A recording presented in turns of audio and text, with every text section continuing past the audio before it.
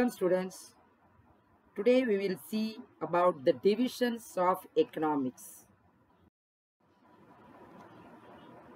There are four main divisions of economics. They are consumption, production, exchange and distribution. All these divisions are interrelated and they are dependent on each other. First we will see the consumption. What is consumption? Consumption deals with the satisfaction of human wants. See in the picture, consumption is the process of buying or using goods and services. So in the ordinary language, consumption means buying. But in economic terms, not only buying but also usage of the product or services is also called consumption. See the picture here, an elephant's consumption of food is phenomenal. Adults eat between 200 to 600 pounds of food a day.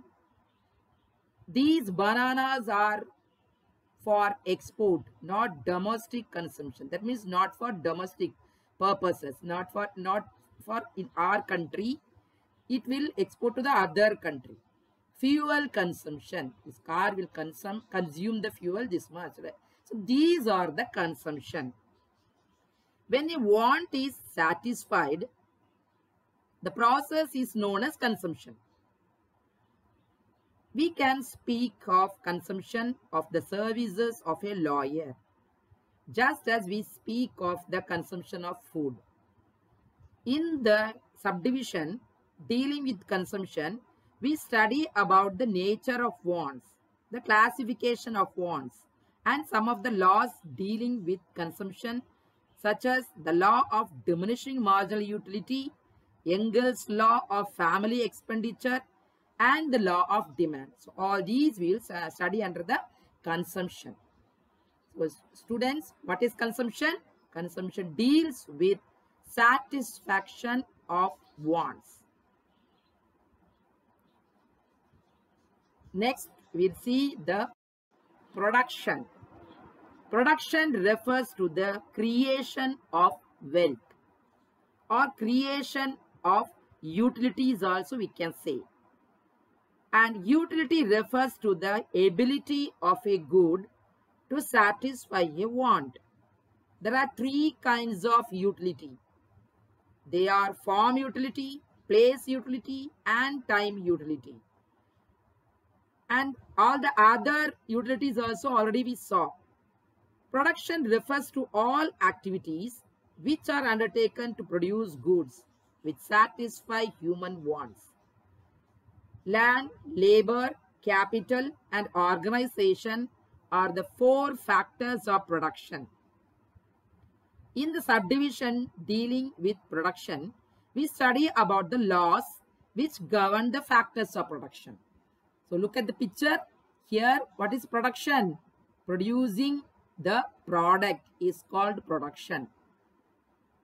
Here they are producing the car production. Next we will see exchange.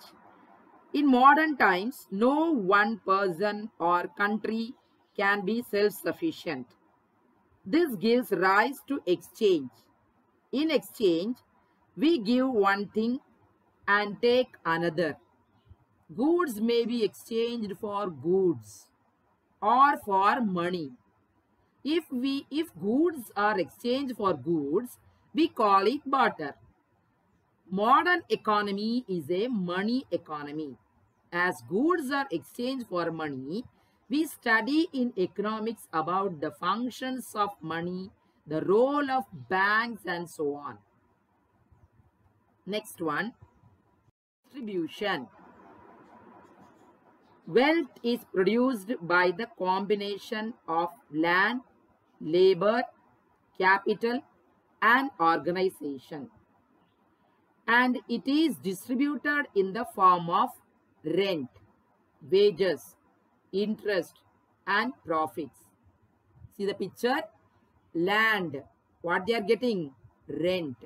labor, wages, and capital, interest. Organization, they are getting the profit. In economics, we are not much interested in personal distribution. That is, we do not analyze how it is distributed among different persons in the society. But we are interested in functional distribution, as the four factors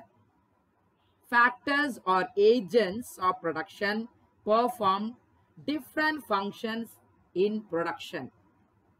We have to reward them. So these are the reward. Rent, wages, interest, and profit are the reward for these factors of production. Types of economics.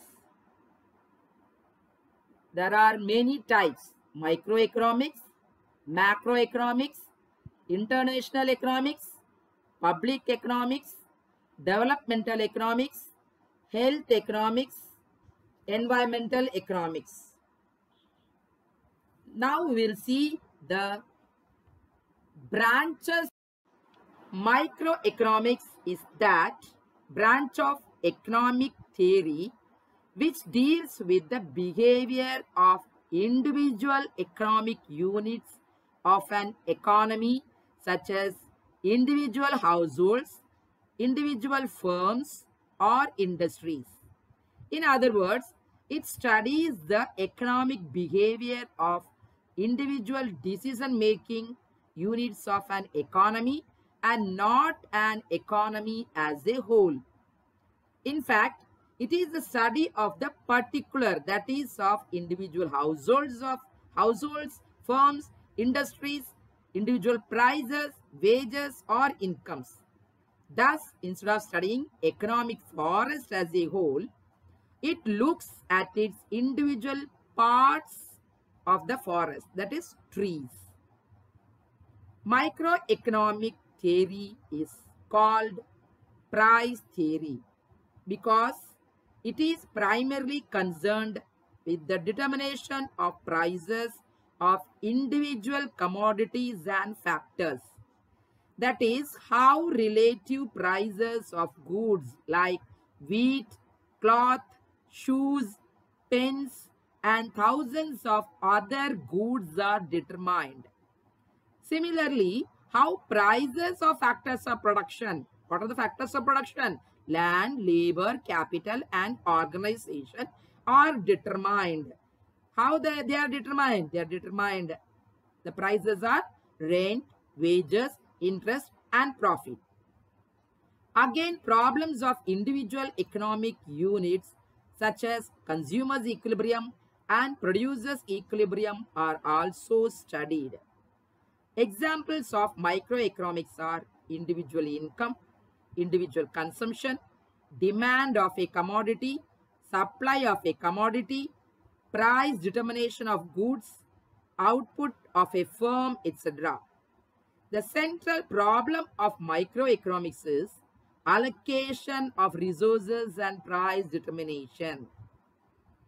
Macroeconomics. Macroeconomics is that part of economic theory which studies the economy in its totality or as a whole. It is the study of broad economy, wide aggregates such as national income, aggregate employment, general price level, aggregate consumption, aggregate investment, total savings of all of us, the total money available in circulation, the total taxes collected by the government, the total expenditure made by the government for the welfare of the people, etc. are called macroeconomics. The study of a forest as a whole, not a part, but study as a whole. It explains how aggregates of the whole economy like national income, employment level, general price level, rate of economic growth, etc. are determined. Macroeconomics is the study of overall aggregates and averages covering the whole economy. Since the subject matter of macroeconomics revolves around determination of the level of income and employment, therefore it is also known as theory of income and employment. Microeconomics versus macroeconomics. That means distinction between microeconomics and macroeconomics. Microeconomics is the study of individual economic units of an economy like a consumer, a firm, whereas macroeconomics is the study of economy as a whole and its broad economy wide aggregates. Second one, the central problem of microeconomics is price determination and allocation of resources. But that of macroeconomics is determination of level of income and employment. The main tools of microeconomics are demand and supply of the particular commodity or factor, whereas tools of macroeconomics are aggregate demand and aggregate supply of the whole economy. Next one, microeconomics analyzes how equilibrium of a consumer, a producer, or an industry is attained. But macroeconomics is concerned with determination of economy's equilibrium level of income, employment, and output.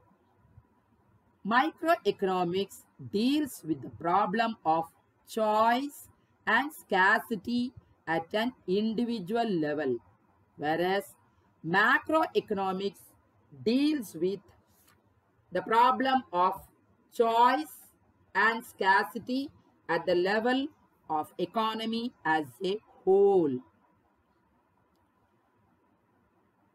Both are interdependent. Neither approach is complete without the other. Every microeconomic problem involves macroeconomic analysis. For example, how much quantity of a product can a firm or an industry sell? This depends upon the total income and demand of the whole community. Similarly, macro analysis necessarily requires micro analysis. It is difficult to understand the working of an economy properly unless we study principles and the motives which govern the behavior of individual households and firms.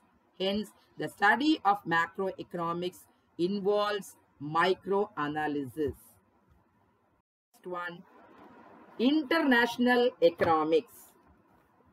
In the modern world, no country can grow in isolation.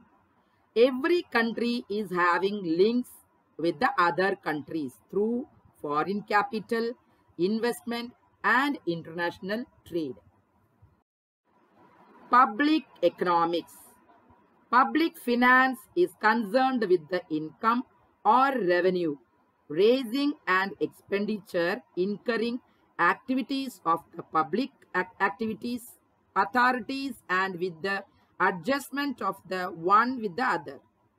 The scope of public finance covers public expenditure, public revenue, public debt, financial administration, and federal finance. Next one, developmental economics or economic development. The countries have been classified into developed, developing, and underdeveloped on the criteria of per capita income, Human Development Index, and Happiness Index. The development economics deals with features of developed nations, obstacles for development, economic and non-economic factors influencing development, various growth models and strategies. This is called developmental economics. Health economics. Health economics is an area of applied economics.